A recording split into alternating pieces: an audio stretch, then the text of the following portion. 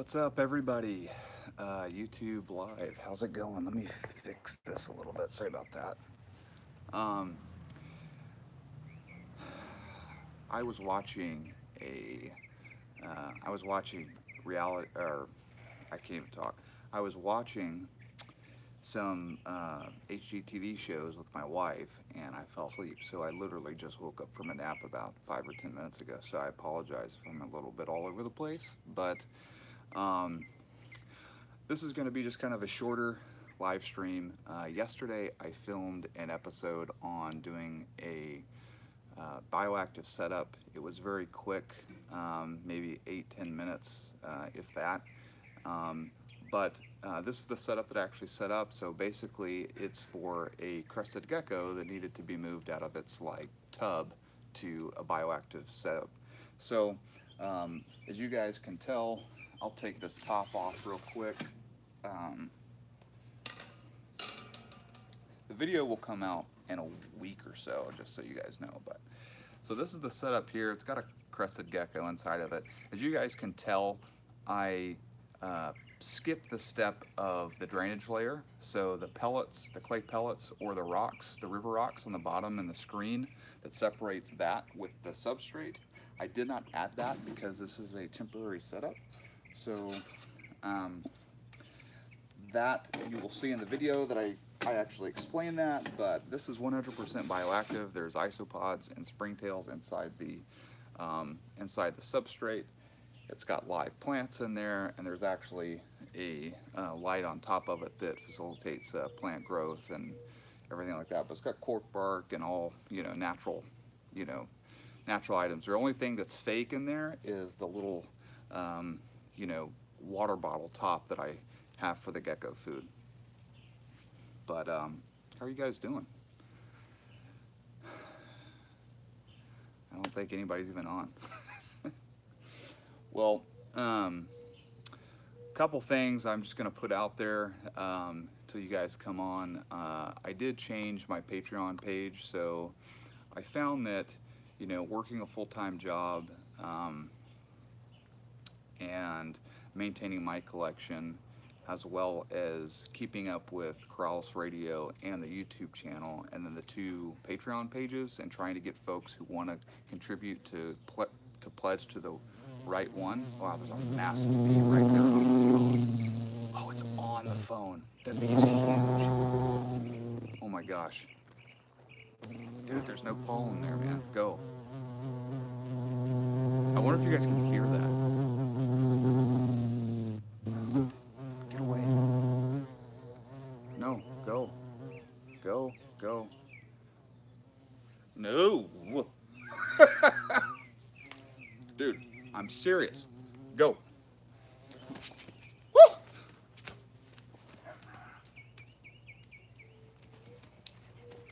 Sorry. My youngest daughter is deathly allergic to bees. She got stung by a bee 3 times in the same 18 months. We had to rush her to the hospital every time. So we always have EpiPens on us. I'm not allergic to bees. I'm just kind of a schoolgirl when it comes to getting stung. Dude, that thing was like this big. Big old black bumblebee. Anyway, where was I? Oh, Patreon pages. Yeah, so the Patreon pages, so I found it really difficult to keep both of those going, and decided that I wanted to kind of merge them together and make it all-encompassing for all of my projects, which right now my projects are just Corrales Radio and Godbold Exotics YouTube channel. That's about the most I can do with my schedule. And I changed the link to be patreon.com/Jeff Godbold, my name, not patreon.com/Corrales Radio or patreon.com/Godbold Exotics. So the cool thing about this for you guys is you don't really have to do anything.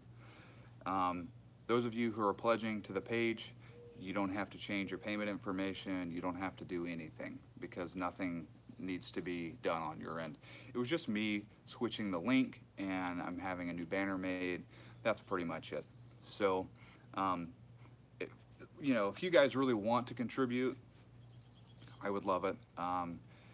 A dollar, I think we keep like 40 cents or 60 cents out of a dollar, because Patreon keeps a percentage. I try to encourage folks to donate $3 because that actually is where it actually starts to help the channel, because, you know, I mean, I am grateful for a dollar, but, you know, 60 cents doesn't go that far.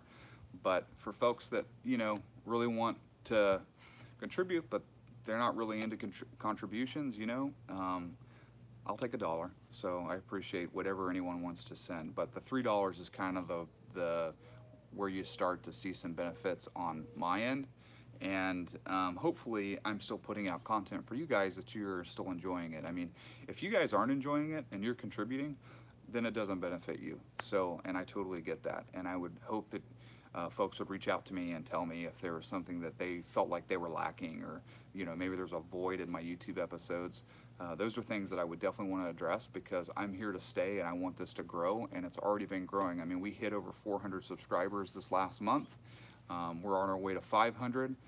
Every day people start subscribing, and I'm super grateful for that, and it's humbling because it shows me that folks are enjoying the YouTube episodes, and that's what I'm here for. So, but yeah, Patreon's the way to go. It's what I prefer. That said, I do have a couple people that have wanted to contribute via cash, or they've wanted to contribute just by sending a one-time payment via PayPal. That's okay too. I mean, it's whatever you guys want.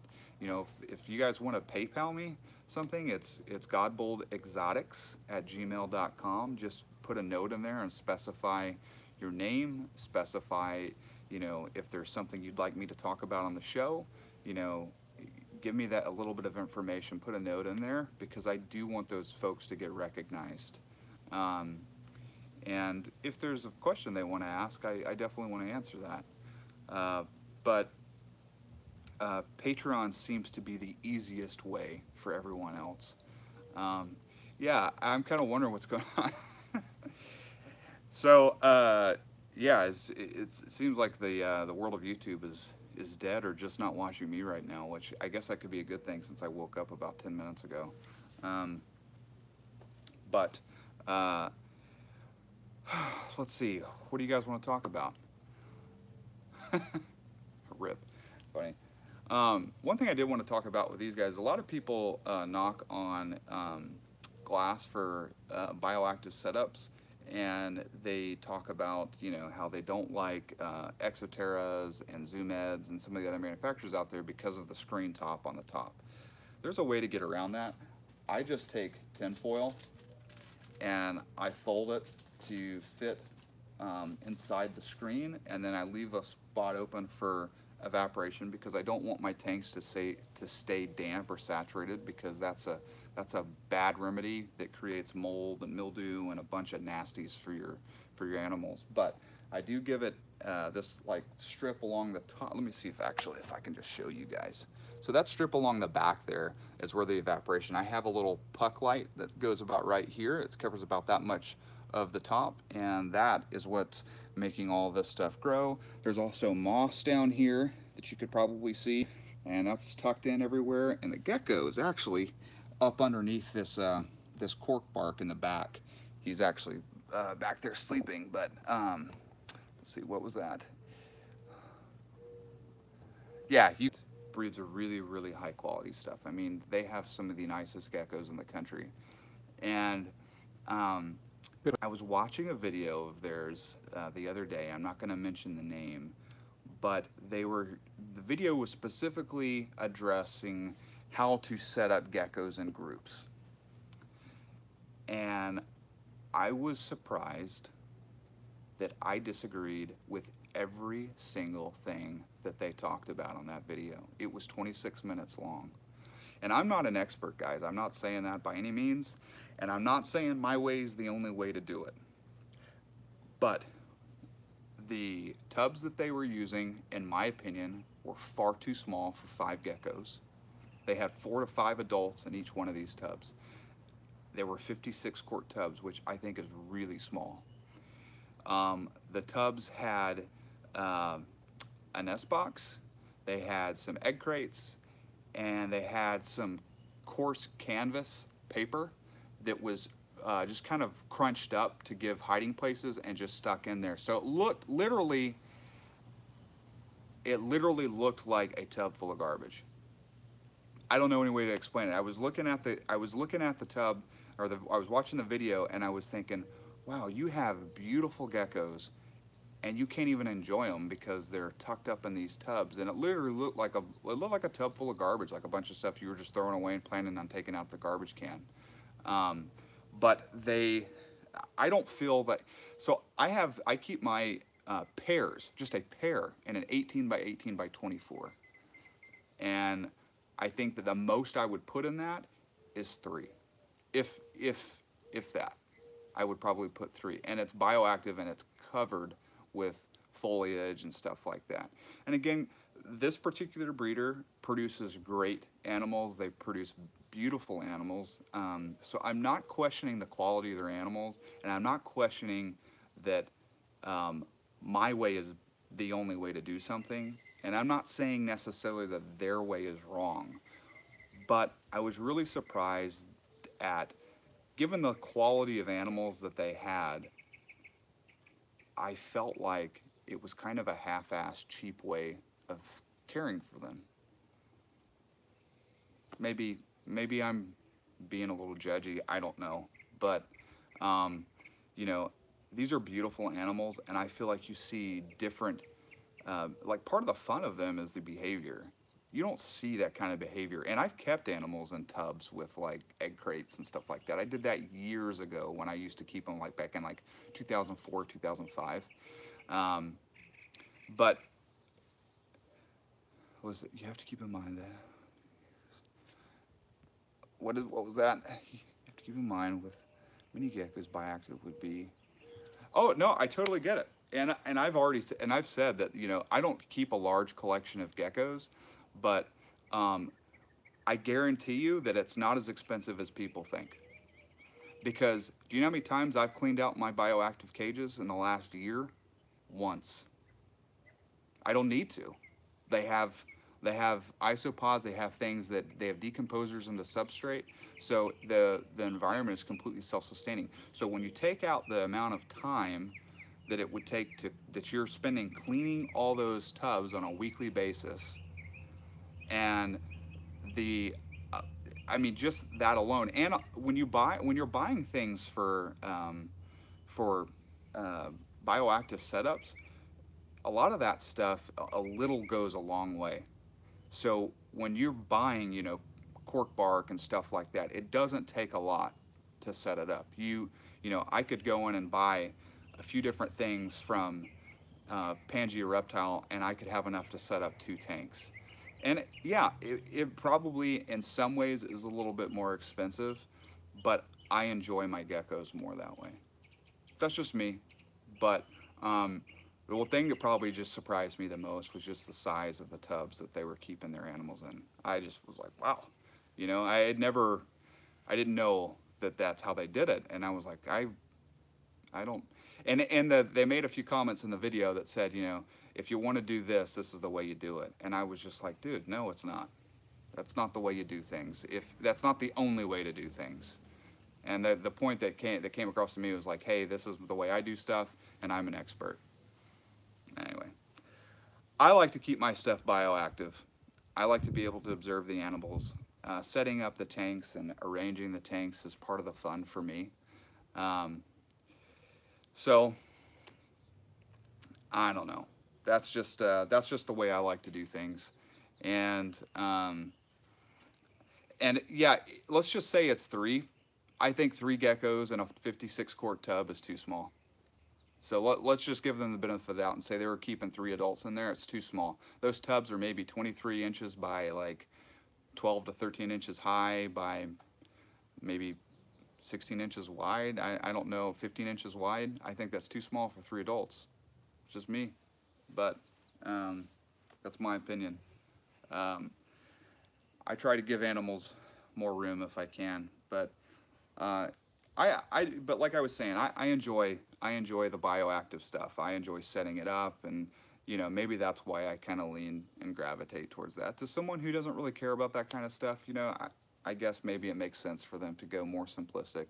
And I'm definitely not saying that my way's better than another way. It's just something that I prefer to do, and something that I find enjoyment with. And I see behaviors out of my geckos that I have not seen when keeping them in other ways. And you're right, you know, everybody has an opinion. That's just mine. But got some fun stuff lined up for you guys. Got a Wilma Python episode coming out. Got the episode I shot about this yesterday, which is a lot easier than people would think. You know, a lot of people get kind of intimidated with bioactive setups. It's really not that hard once you try it once or twice. I've also got another episode coming out where we're supposed to get down to a pet store that just opened that's got some really, really cool animals in it, a little different from your run-of-the-mill pet store. And I'm trying to get together with a big turtle/tortoise breeder up here, and you know, kind of iron out a time to come film at his place. Oh, and we're supposed to go back to Eddie's place and film some of his baby green tree pythons, kind of do a neonate to adult size comparison, and kind of show how that goes, you know, what they go through in between different color phases and stuff as they grow. So it should be pretty interesting. The next few months will be kind of fun. June, I'm headed to southern Mexico on vacation with the family, so I'll be gone. Try and get an episode, at least one episode for that month, maybe two. Or I'm sorry, I'm gonna at least try to get 2 in and maybe 3, but I don't know, depending, because we're gonna be gone for like over a week. So we'll see what happens, but we've still got May to plan that. And yeah, that's really all I had to talk about. You know, I hope you guys enjoyed it. Just kind of reconnecting with you guys. I've got some stuff I need to do this afternoon, so I'm gonna have to wrap this up kind of quick. But if you guys want to contribute to the I know, I have no idea. If you want to contribute to the Patreon channel, head over to patreon.com/JeffGodbold. Contribute $3, $1, whatever it is. Really appreciate it. Goes towards the channel. Right now, we're at a place where we can almost purchase the domain name for Corrales Radio. And I'm also trying to get some money together to buy a better, more expensive microphone for our camera. So that's kind of where I'm trying to, just so you guys know where your money's going. Let's see, what else? There was something else I was going to say and I can't remember what. Sorry about yesterday. We put out an episode a day late. Mikkel's, who's my editor, my producer, his mom was in the hospital, and my wife's dad was in the hospital, so it's just kind of a hard day all around. So anyway, apologies for being late, but it's better late than never. Yeah, oh, we've got merchandise. So I'm waiting on the Corrales Radio hats to come in. I've bought 10 of them. I have 5 that are already purchased, so I've got 5 hats available. They're pretty cool. You can find them on the website, or you can just email me and I will send you a picture, shoot me a private message on Facebook. That's probably the easiest way. We've got Corrales Radio t-shirts, and we've got those are just flying off the shelf. I've got all kinds of people reaching out to me for Corrales Radio t-shirts. So, so anyway, no worries, just subscribe. But yeah, got some t-shirts, so go ahead and head on over, reach out to me if you guys want a t-shirt. All sizes available. Anyway, hey guys, I'm gonna take on off. You guys have a good afternoon, enjoy your weekend, spend some time with the family, or play with your animals, whatever you decide to do. Take care, and I will see you guys next Friday.